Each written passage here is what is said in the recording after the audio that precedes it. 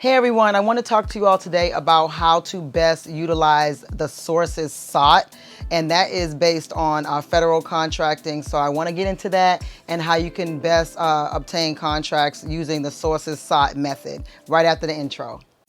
Hey everyone, welcome to my channel. Here on the Sheenapreneur channel, I share information about government contracting, veteran business content, and other business tips.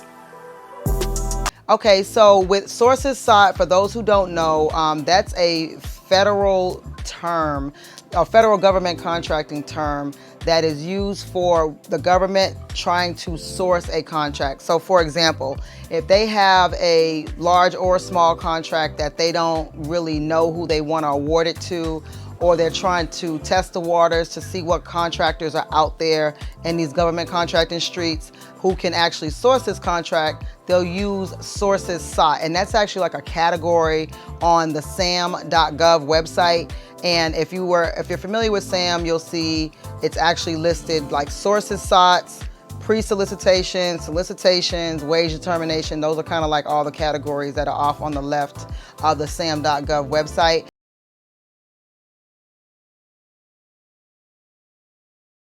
And the Sources SOT is like a prelude to a contract that may or may not be coming out. One of the misconceptions is that automatically, if there's a Sources SOT that comes out, that means that there will be a contract that is soon to follow. That is not always the case. Sources SOT is more, like I said, a way for the government to determine if there are contractors that are willing and able to perform a contract based on the information that they have for that job. They may not have all the information about that job, and they're trying to just build it based on whatever information you're able to provide for them. So if you see a Sources SOT solicitation come out, and solicitation is relative, but if you see a Sources SOT come out on the sam.gov website, I always encourage people to go ahead and submit the information that the government agency is looking for. Typically what they're going to be looking for is your capability statement, your business name, and all that should be on your capability statement. However, if they are not looking specifically for a capability statement, they will send a list of things you need to provide to them. And that's whether it's via email. Sometimes they'll have a form for you to fill out. So you will go ahead and fill out the form, submit an email, submit your capability statement, or answer any questions that they have for that Sources SOT in order for them to determine how they want to move forward with a potential solicitation.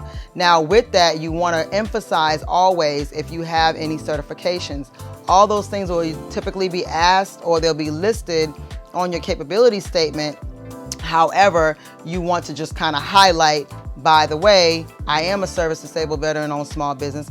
By the way, I am a woman-owned small business, or a HUBZone, because there is a possibility that they could direct that pre-solicitation or that solicitation directly to you. And if you're using the rule of two, which means that you and another set aside company that is essentially your peer can go use the rule of two, and it could be set aside for that specific category. So if you, as a SDVOSB, and your friend SDVOSB are both going after this Sources SOT, they may set it aside for SDVOSB, which is an advantage for you, and you've already submitted a lot of your information, and the contracting officer is going to see that and recognize that, and they may just say, hey, we're going to award you this contract. So always go after a Sources SOT, just in case, because you never know if you could help them set it aside for whatever set aside you qualify for, or whoever qualifies for, or they may sole source it to you if you're an 8A. You never know. 8A contracts don't just come out of the sky sometimes.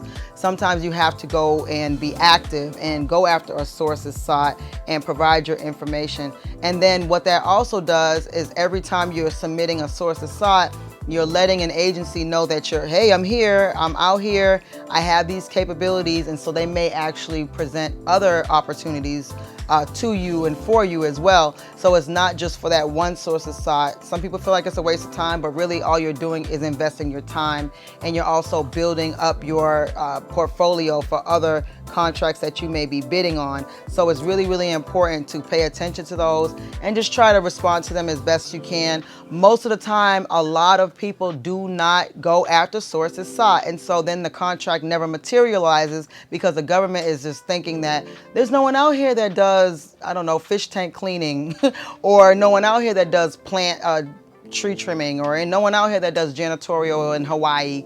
So a lot of times they're really trying to figure out who is there, who's going to respond, and if you have enough, time, or if you have the ability to respond to a sources sought, that only looks better for you as a company. It may not go into fruition, it may not become anything, but it doesn't hurt. All it does is take up essentially a few minutes of your time, because they're usually not looking for a lot of information. Like I said, they may only be looking for your capability statement. So in my course, I do teach about business setup. If you don't already have a business set up and you want to get like the right way to do it, all the lawyers that I've used, all of the agencies that I've used to build my business, marketing companies, all these things, I have that in the course. In addition to that, I teach you how to be a 3-tier contractor: federal contracting, local contracting, and corporate contracting. And of course, I have something for my veterans, all the things that I've experienced throughout my government contracting journey for the last 6 years, all the events that I've attended, all the freebies that veteran entrepreneurs have, some of the best events that I have attended and encourage you all to attend as well. I have that all wrapped up in the course, and it also is a 12-month mentorship program that comes with the course. So until next time,